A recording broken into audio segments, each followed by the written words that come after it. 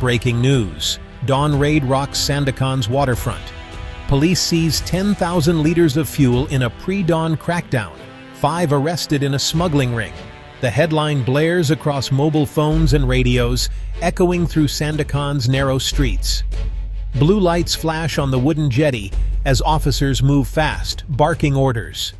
Inside a small shack, men sit with hands on their heads.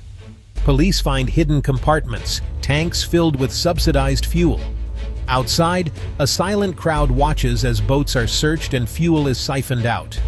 The news headline is dramatic, but it only scratches the surface of a story older than the border itself. Sandakan's docks are alive before sunrise. Wooden boats bob in the shallow water as men and women haul crates of fish and buckets of prawns. Shouts and laughter ring out as traders haggle over the day's catch. But beneath the surface, another world exists. Smugglers move among the fishermen, blending in with the morning crowds. Fuel moves in simple containers, plastic jugs, oil drums, hidden among fish. The boundary between legal and illegal blurs at the water's edge. The police patrol the port, but they cannot see everything. In Sandakan, survival often means taking risks and trusting the sea to keep its secrets. The border between Sabah and the southern Philippines is not a line on a map. It is a stretch of open water, dotted with islands and reefs. At night, it disappears entirely. Boats slip across in the dark, guided by memory and the stars. The people who live here do not always think of themselves as divided by nations. They are Bajau, Tausug, Sama, communities with histories older than passports. Families live on both sides of the border. Cousins visit cousins. Goods and news travel by boat, faster than by official channels. The language spoken on the docks is a mix: Malay, Tausug, Tagalog. Borders are real, but they are also invisible, shifting with the tides and the needs of the people. For the authorities, the border is a line to defend.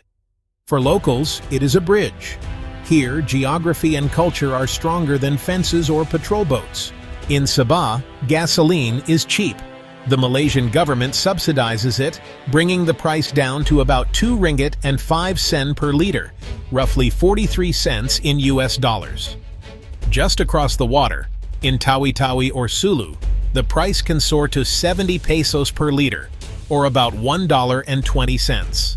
Almost triple. For poor fishermen and farmers, that difference is everything. The price gap is a magnet. Boats from the Philippines arrive at night, empty tanks waiting to be filled. Sabah's fuel, meant for its own citizens, becomes a lifeline for families living just beyond the border. The trade is illegal, but for many, it is simply a fact of life. Smugglers say, "We are not criminals, we are just trying to survive." The price gap is not just numbers. It is the space between despair and hope.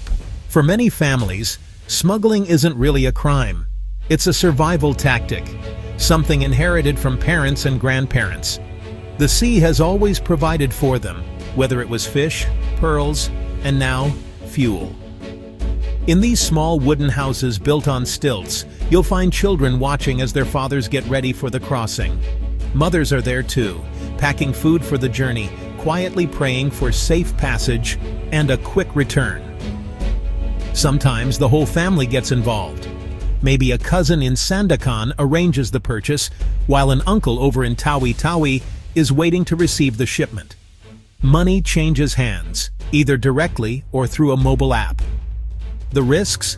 Arrest, fines, even violence. But so are the rewards. Just one trip can feed a family for weeks. For many, there's simply no other choice. The work is dangerous. Boats can capsize. Pirates are out there, and police raids can be sudden and harsh. But the sea, it's in their blood. Smuggling isn't just an act of desperation. It's also an act of defiance. It's their way of saying, "We will not let borders make us poor." The scale of this trade is staggering. A single boat can carry 1,000 liters of fuel. With a profit of 30 to 50 pesos, about 50 to 85 cents per liter, one trip can earn $500 to $850. That's more than a month's wages for most folks. Some boats even make the trip twice a week. Multiply that by dozens of boats, and millions of liters are moving each year. Losses are just part of the game. Some boats get caught and seized. Others are robbed at sea. But the profits are too great to ignore. For traders in Sandakan, selling fuel to the Philippines is more lucrative than selling to local customers. And for buyers in Tawi-Tawi, smuggled fuel is often their only real option.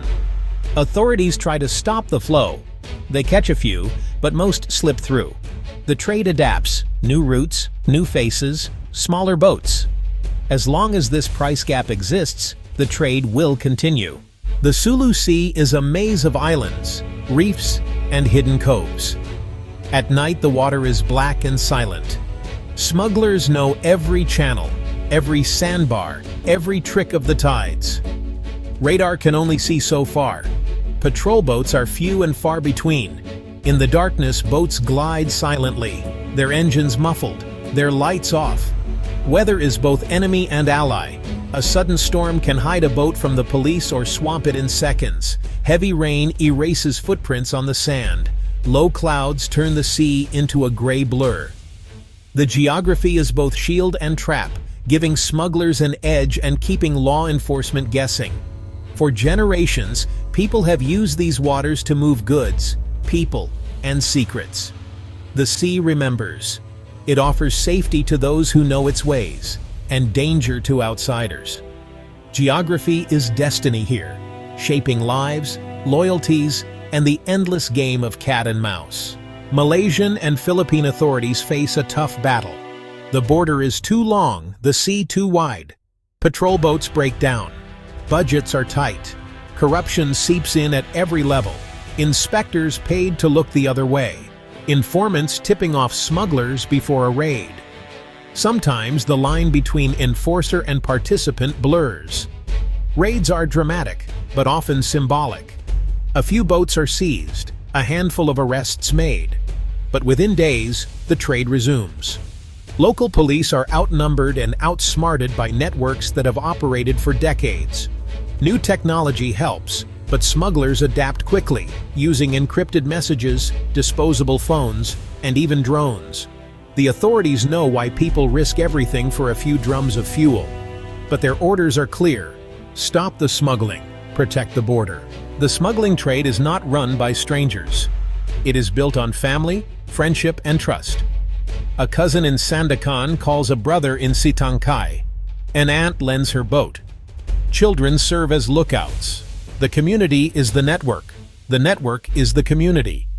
Outsiders find it hard to break in, and even harder to shut it down. Tradition matters here. The sea has always been a source of life. Smuggling is just another way to survive, no different from fishing or trading. Stories pass from parent to child. How to hide fuel, how to spot a patrol boat, how to read the weather. The skills are old, the need ever new. When tragedy strikes, a boat lost, a father arrested, the community rallies. Money is raised, children are cared for. The bonds are stronger than fear. In Sandakan and Tawi-Tawi, the law is just one part of life. Loyalty to family and tradition comes first. Here, survival is a shared story. Sabah's fuel rules were meant to help its people, but the effects reach far beyond its shores. The price gap creates opportunity and desperation. Geography offers both escape and danger. Policy draws lines, but the human need for survival crosses them every day. For families on both sides of the Sulu Sea, the rules are simple. Do what it takes to survive. Smuggling is not just crime or business, it is life. The law chases, the sea hides, and the people adapt.